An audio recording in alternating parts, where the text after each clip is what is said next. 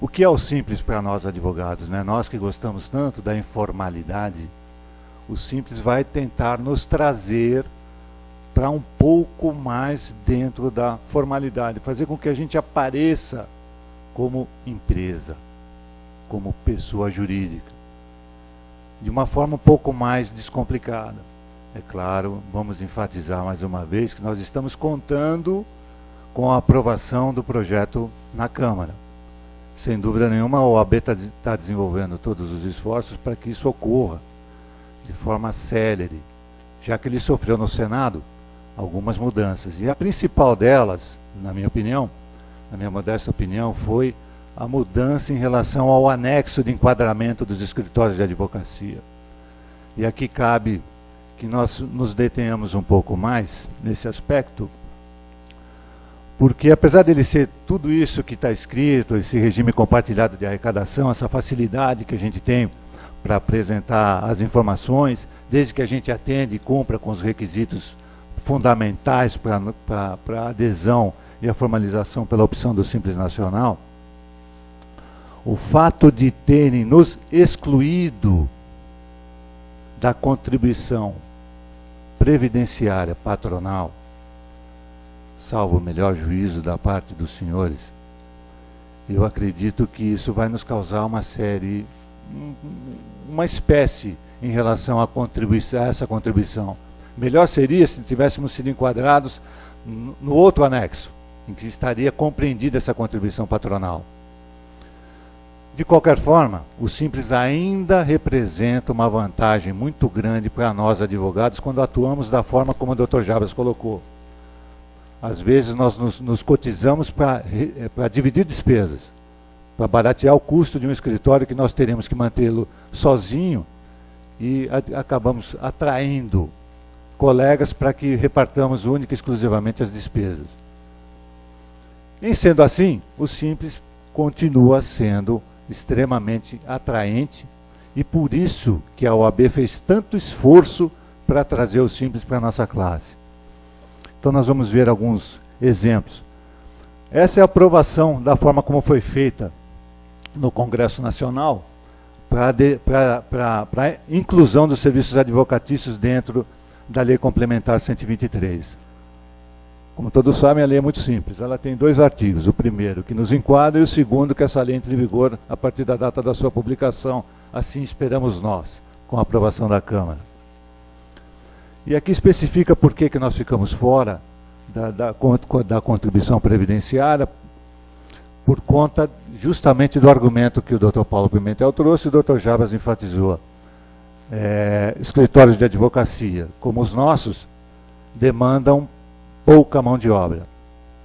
E se demandam pouca mão de obra, nosso custo com contribuição previdenciária seria relativamente baixo. É um pressuposto. Alguém pensou assim, e assim foi feito, e assim nos enquadramos no anexo 4, que exclui, de fato, a contribuição previdenciária do Simples para efeito de serviço de advocacia. Aqui está a nossa tabela. Aqui nós nos enquadramos.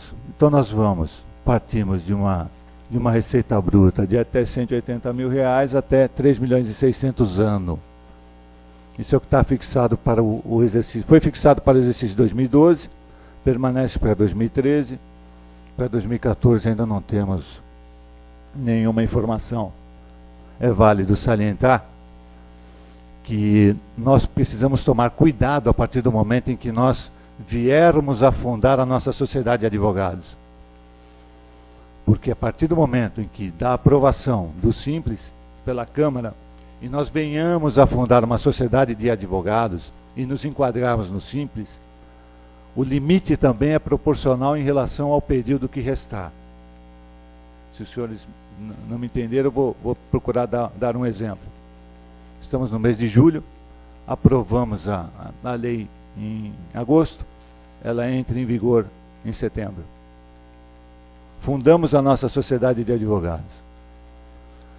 Qual o teto para que nós nos enquadremos dentro do Simples? É pegar o limite máximo de 3.600.000, divide por 12 meses e aplicamos pelos meses que restarem. Nós temos que ficar muito atentos, principalmente nós, que temos assim talvez uma oscilação muito grande na percepção de honorários, é a concentração de honorários em determinados meses do ano. E muita atenção em relação a ultrapassar os limites fixados pelo Simples. Porque a lei é muito clara e provavelmente nós também estaremos submetidos a ela com relação a esta exigência.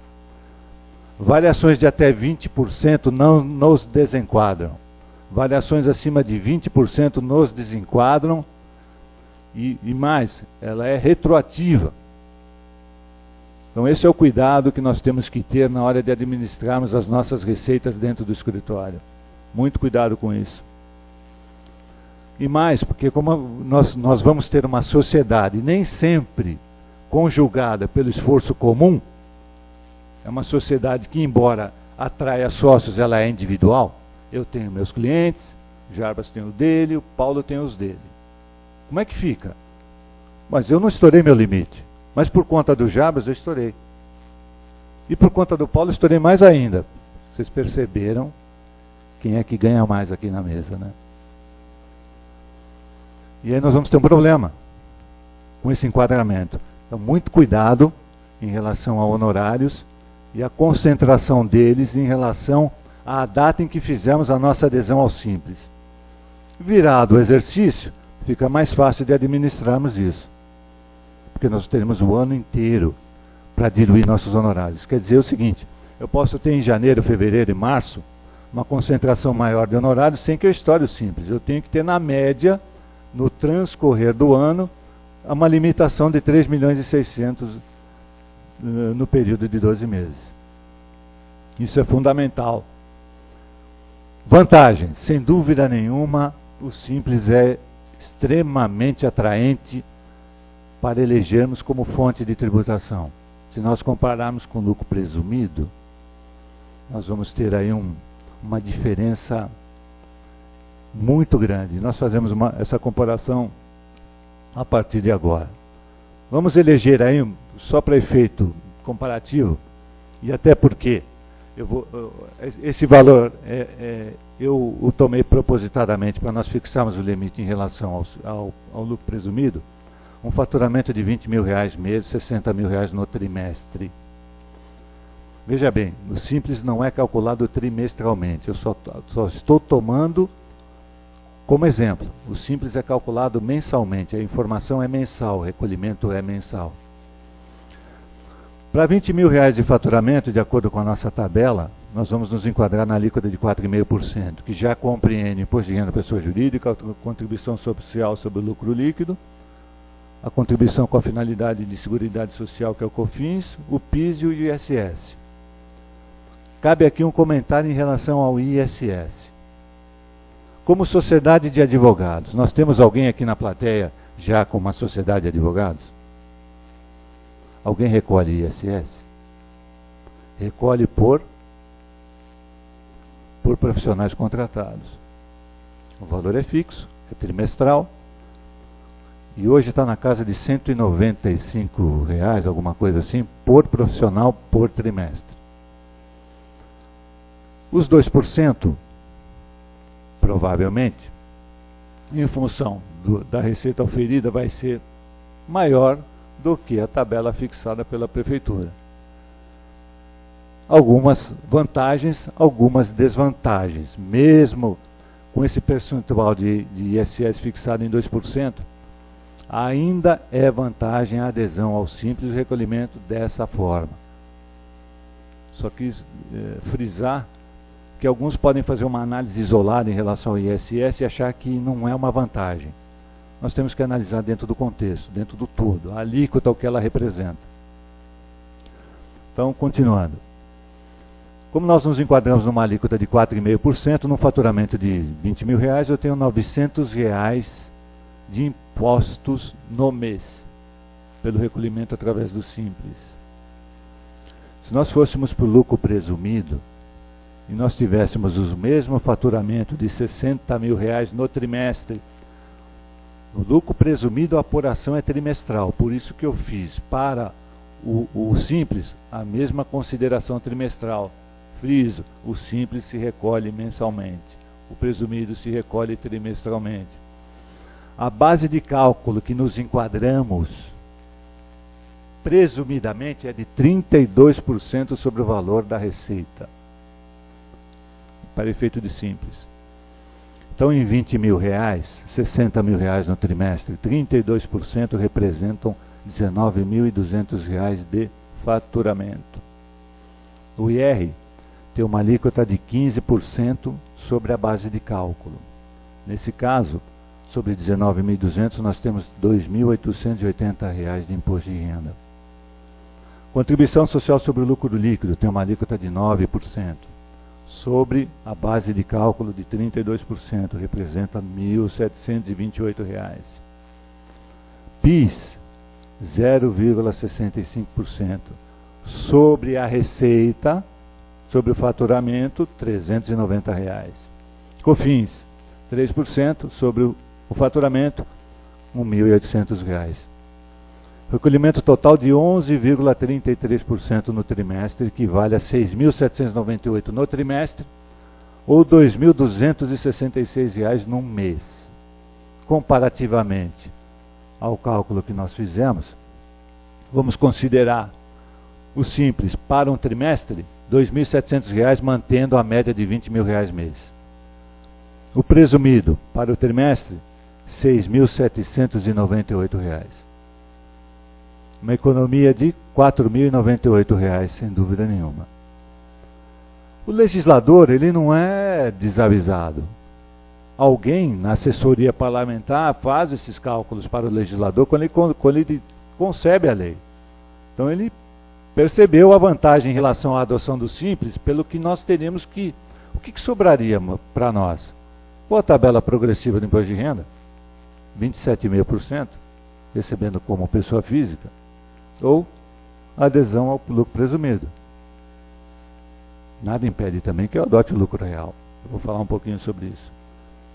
Mas é claro, o legislador, pensando nisso, fez o quê? Eu vou excluir a contribuição previdenciária patronal dessa base de cálculo e nós teremos que recolher a contribuição previdenciária patronal da forma normal, como toda e qualquer empresa recolhe. Os 20%, mais os terceiros, mais o seguro de acidente de trabalho. Isso representa quanto? 20% sobre a folha, 5,8% de terceiros, mais 1% de seguro de acidente de trabalho. Nós teremos mais essa carga sobre a nossa folha de salários. Uma vez mais, como nós dividimos despesas, provavelmente para cada um de nós, o quinhão que cabe, é muito mais acessível do que se nós fizéssemos isso através de uma outra espécie tributária. A vantagem ainda persiste. Voltando. Comparativamente, simples, lucro presumido, sem dúvida nenhuma, o simples. Dr. Paulo disse o seguinte: o simples realmente é simples. Eu não preciso de contabilidade regular. Tudo fica mais tranquilo, mais light. Mas nós temos que pensar no seguinte aspecto. É claro que eu vou puxar um pouco a sardinha para a minha outra ciência, que eu amo também, tanto quanto o direito, que é a ciência contábil. Eu sou contador também de formação. Quando você mantém uma contabilidade regular, mesmo que não sujeito a ela, você ofere vantagens adicionais em relação à distribuição de resultados do escritório, por exemplo. E aí o que acontece? Quando nós fazemos a apuração de resultado por uma contabilidade regular, eu posso distribuir, independentemente de tributação, sobre um valor maior que eu tenho direito, eu posso distribuir resultados maiores e gerar um caixa para mim na minha pessoa física. Talvez eu não quero aqui adentrar muito no conceito contábil, mas essa é uma grande vantagem para nós. E vou dizer por quê. Tem um segredinho aí. Não esquece. A partir desse ano, a partir do ano que vem, 2 avisos importantes para nós levarmos para a nossa vida, para a nossa vida profissional e para os nossos clientes. O fisco, atento às mudanças, vai utilizar a base de dados ano base 2012, ano base 2013, consequentemente exercícios de 2013 e 2014, para algumas alterações profundas na forma com que nós declaramos as nossas rendas, receitas e recebimentos. Isso vai atingir também a classe de advogados, sem dúvida nenhuma.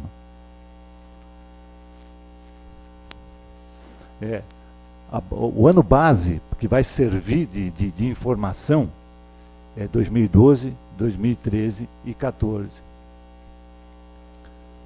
Para profundas alterações que a Receita pretende fazer na forma de nos declararmos perante o fisco. Isso já vai ocorrer, por exemplo, com a maior base de dados que a Receita tem, que é o trabalho assalariado com uma fonte de pagadora só.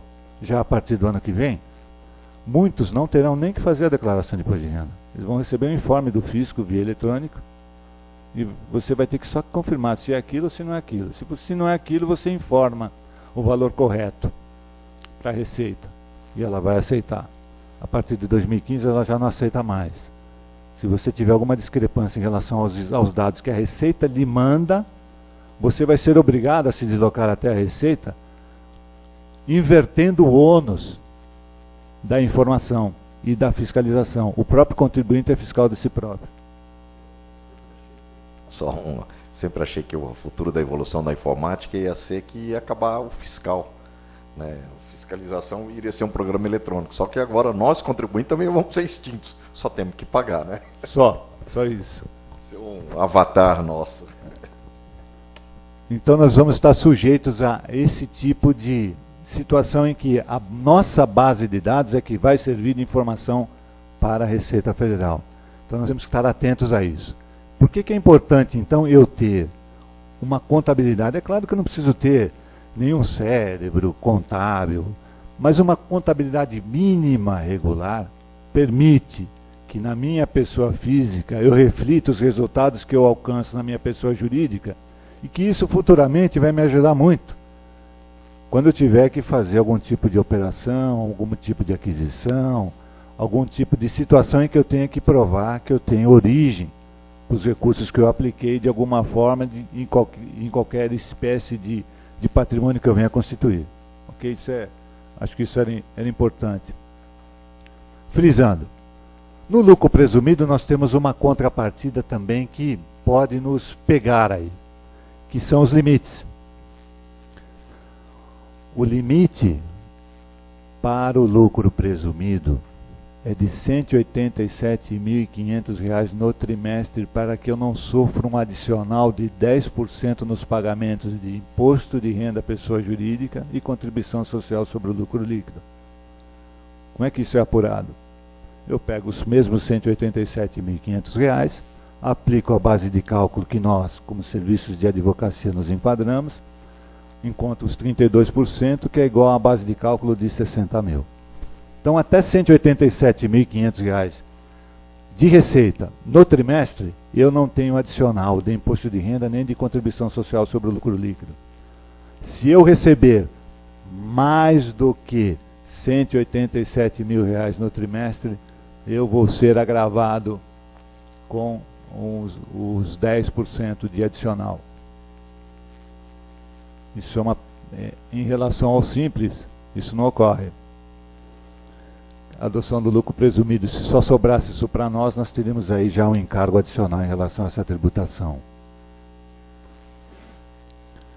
Lucro presumido vai até o limite de R$ 48 milhões ano. E o lucro real é obrigatório para faturamentos acima de R$ 48 milhões. É o caso das grandes bancas, como o Dr. Jarbas frisou aqui, mas isso também é uma exceção. Sem dúvida alguma que é uma exceção. Mas nada impede que eu adote lucro real para o meu escritório, mesmo que eu tenha R$ 20 mil de receita todo mês. Basta que eu junte a comprovação em relação às despesas que eu venha constituir em relação à atividade que a gente desempenha. São os nossos famosos relatórios de despesas que a gente apresenta para o cliente. A gente gera isso para o nosso escritório. Se isso justifica em relação aos honorários que a gente está recebendo, eu posso usá-los como dedutibilidade para a base de cálculo em relação ao lucro real. É interessante? Sem dúvida nenhuma que não, porque PIS e COFINS, imposto de renda e contribuição social sobre o lucro, na apuração do lucro real, não queiro os senhores adentrar nessa seara, porque a penalidade é alta, a tributação é alta. Então vamos ficar somente no simples comparativamente ao lucro presumido, já está de bom tamanho para nós. Sem dúvida. Não, eu odeio lucro real. A maior parte. Claro, porque isso dá trabalho, né? E gera muito mais responsabilidade. Embora isso não isenta nenhum tipo de profissional, principalmente os da área contábil, hoje, em relação à sua responsabilidade nos relatórios que ele prepara. Tecnicamente, ele é o responsável tanto quanto nós somos pelos nossos escritórios, pela nossa pessoa jurídica. Voltando só para enfatizar que o Simples, mesmo na forma como ele está concebido, ele é extremamente vantajoso para nós advogados. Vai nos tirar da informalidade, eu não tenho dúvida disso. Quanto mais nós tenhamos segurança em relação à tributação que o Simples representa, ele nos tira da informalidade. Isso eu não colocaria em xeque. Basta agora que a Câmara aprove, né, esse projeto, para que nós possamos utilizá-lo e, sem dúvida nenhuma, tirar toda essa tributação das costas da pessoa física. E temos que ter muito cuidado em relação à pessoa física, principalmente para aqueles que escrituram livro caixa, já usando um pouco da minha experiência como contador. É claro que o livro caixa, o que normalmente nós usamos, e acredito que os senhores também usam, né, eu faço meu livro caixa, eu apresento meu livro caixa como pessoa física, como profissional de advocacia, eu preparo meu livro caixa e com base nele eu preparo a minha declaração de imposto de renda da pessoa física. Não importa, mesmo sendo livro caixa, eu tenho que manter todos os comprovantes das despesas que eu lanço no meu livro caixa. Muito cuidado com isso. E o período em que eu tenho que manter a guarda desses documentos em relação a esse livro caixa que eu escrituro. São os 5 anos fora o exercício em curso. Por isso que o Simples para nós vai ser extremamente atraente. Eu não vou ter mais a tributação de 27 mil na minha pessoa física. Vou ser tributado na pessoa jurídica através do Simples. Tenho uma contabilidade regular. Posso distribuir os resultados através da minha contabilidade regular. Por que eu estou falando em contabilidade regular? Porque pelo Simples eu também posso distribuir meu resultado, da forma como ele está apurado aqui. Só que num valor menor. Eu vou ter que me restringir a uma formuleta e, em média, 6% do que eu oferi em termos de resultado. Se eu apuro esse mesmo resultado numa contabilidade regular e não através de um livro caixa, eu posso distribuir resultados maiores sem que eu tenha sido tributado por conta disso. Basta que eu mantenha a contabilidade regular. Basta fazer uma análise. Mesmo no Simples. Quanto eu gasto com o contador? Mesmo que eu pague uma mensalidade para um contador fazer o controle da minha sociedade de advogados, é vantagem em relação àquilo que eu posso distribuir de resultado para a minha pessoa física e me isentar do pagamento dos 27,5% da tabela progressiva. Isso eu não tenho a menor dúvida. De qualquer forma, o assunto ainda está sub júdice, né, porque dependemos da Câmara, mas nunca é demais dizer que é fundamental que a gente já tenha esses conceitos muito bem sedimentados conosco, para que a partir do momento que nós possamos usá-lo, a gente passe a usufruir desse benefício.